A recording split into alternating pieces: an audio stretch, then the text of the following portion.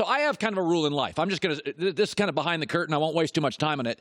What do I buy in life? I buy things that I think are growing in value. I'll buy a home. I'll buy land. I'll buy a stock because I feel over time they're growing in value. I tend to have a theory on life that I lease my fun. I don't buy a boat. I just lease it. I'll go and pay for the day. I lease my golf clubs. I lease my skis, jet skis. I lease my fun. Because they're declining assets. Once you get a jet ski, an hour later, it's worth less. Once you buy a car, you drive it off the lot, it's worth less. So I tend to buy things that are accelerating in value, and I lease things that are declining over time in value. That's just kind of my theory. I don't think it's revolutionary. I think that's what a lot of people do with wealth management and with their money, right? I feel the same way about the Dallas Cowboys. Dak, to me, is the land, the stock, the house. He's an accelerating asset. Zeke is a declining, fun asset. I would pay Dak. Dak is a quarterback. Dak rarely gets hit. That's why Dak can always play. Dak is mature. Dak will get more mature. Dak is good. Dak is getting better. In 8 years, Dak may well be twice the quarterback he is today. He is an ascending asset. I would pay Dak.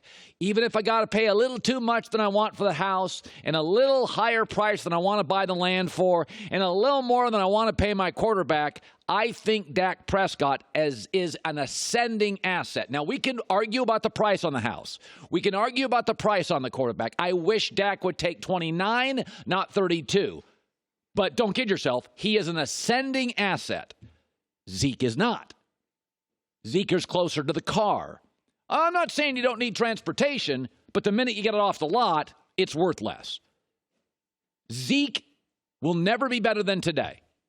Every hit, he's a little less of a running back. And sometimes I have a test in life, say it out loud.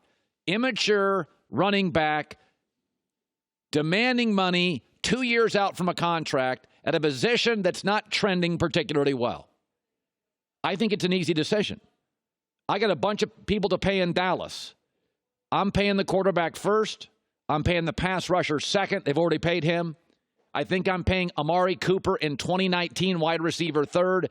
Then I'm paying Jalen Smith, the linebacker, great kid, outstanding position. You need athletic linebackers. Byron Jones. That's how I feel about Zeke. Nick Wright talked about this morning. There's a lot of mouths to feed. And Zeke is not doing his so-called friends any good here cutting in line. Dak Prescott has made less than $3.5 million in his entire football career. That is less money than Zeke is scheduled to make this season on a contract that he thinks has him underpaid. I do find it interesting what potential locker room politics, even if they're able to keep it quiet, happen if Zeke attempts to cut the line almost, where Amari's got 1 year left, Dak's got 1 year left and has never been paid, Zeke's got 2 years left and was a top 5 pick. People tell you who they are. Maya Angelou used to say this. Believe them.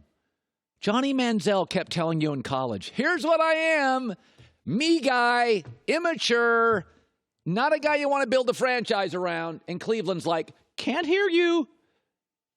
Patriots took Johnny Manziel off their board. Colts took him off their board. Cleveland's like, we can't hear you. We can't see what you're doing. Zeke's telling you who he is. Immature, me over we. I mean, Dak Prescott's got more leverage right now. He's a quarterback in the quarterback league. He's like, I'm just going to play. We'll get it figured out. I mean, it's become a wide receiver league more than a running back league. Amari Cooper's like, I'll play. All good. They asked Jalen Smith, who, by the way, is an unbelievable linebacker for Dallas, in a game now that you need athletic guys in space. Linebackers matter. You know what Jalen Smith said when they asked him about Zeke's contract? He said, quote, I'm here. People tell you who they are. You got to ask yourself when you're paying people, what's their position? How's the position trending? Are they long-term employees? Do you want them in the building for 5 years? Do they play well with others? Are they we over me?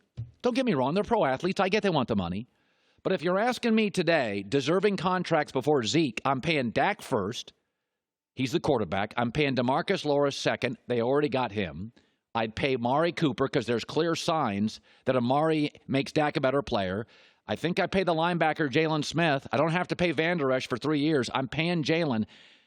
And the Cowboys were looking for a corner for about 8 years since Deion Sanders, maybe 12. They finally got one. Pay the damn kid. It's the NFL. You got to have one world class. Even the Patriots pay Stephon Gilmore. Even the Patriots pay a corner.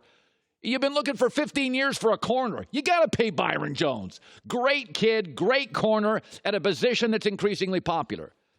I'll just keep doubling down on this. I think I've doubled down on this 9 times this week. You keep telling me you want Zeke, and it's an easy decision. I think it is easy. I'm paying Dak, DeMarcus, Amari, Jalen, Byron. I'm not paying Zeke. You can get a haul for him. Pay ascending assets, not declining assets. Lease your fun. Dak over Zeke all day. Let's shift to this. You know, it would be nice to come to work every day and have a staff that was supportive and not working against me.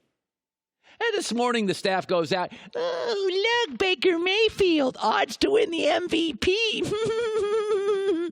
That's so funny. First of all, it's voted on. So, of course, Baker has a shot because Baker's got a better story. This is what MVPs have become.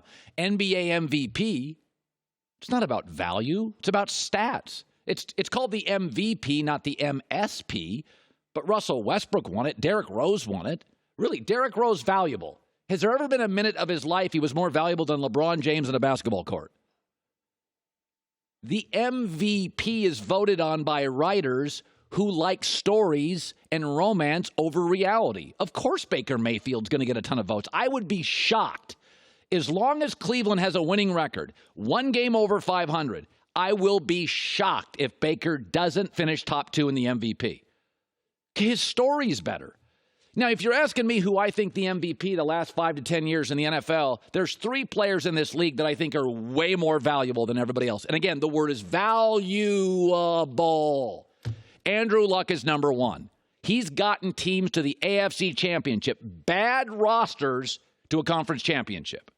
Number 2 would be Aaron Rodgers. He's gotten bad defenses to a conference championship. Third is Russell Wilson. He's gotten horrible offensive lines into the playoffs.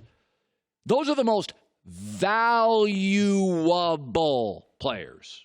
Patrick Mahomes is gifted, but he's got Andy Reid, fastest player on the NFL, the best tight end, a very good offensive line. He's great, and don't get me wrong, there's some value there. But Andrew Luck, Aaron Rodgers, Russell Wilson are the most valuable players in the NFL. But I'll give you an example of why Baker's going to finish top 2 in the MVP voting. I'm not saying he's going to win it. It's going to be top 2 because people vote stories. Here's a great example. Usually, if you have great receivers and you have great backs and you have great tight ends, people would say, well, yeah, of course they're good. I mean, of course. Baker Mayfield has the first or second best young tight end in football, the best wide receiving core, easily the best 3 backs combined. But he's going to be the rare guy that gets credit for that. Why? Rookie head coach, downtrodden Cleveland. Baker's a short 2-time walk-on. It's a great story.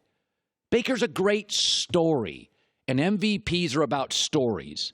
I mean, really, you've ever thought Russell Westbrook was more valuable than LeBron James? In where? Outside of one city, where in the NBA?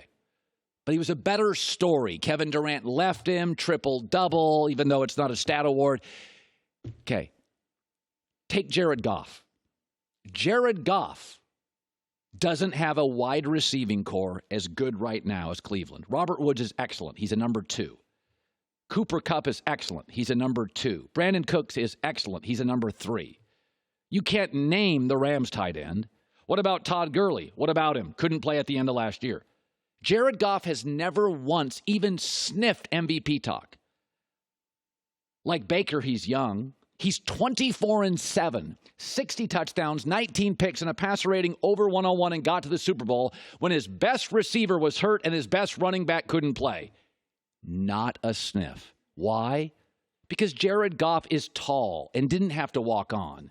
And the Rams are in big, rich, greedy L.A., and Sean McVay is a genius, although the Super Bowl disproved that. MVPs are about narratives, and sports writers vote on MVPs, so they vote for stories. Jared Goff's numbers are absurd in his first couple of years. His first year in the NFL, it was man overboard. The fact that he didn't crumble is amazing. He's done nothing but win and get to Super Bowls. Nothing. No crickets. Baker's got better tight end. Baker's got better receivers. Baker's got better back. But it's Cleveland. It's Freddie Kitchens. He's a rookie head coach. Baker will absolutely be top 2 in the MVP voting as long as Cleveland has a winning record, and I predict them to be 9-7, so I'm not shocked at all. It'd be nice if my staff wasn't trying to get me worked up every day. And I walk in there, and I'm like, hey, free coffee and donuts for everybody. Hey, look at here. Time to make some changes. Infuriating. Hi, everybody. Thanks for watching. Subscribe here to get the latest from the show. Also, be sure to check out more of the best clips from The Herd or go watch a few segments from other shows on FS1.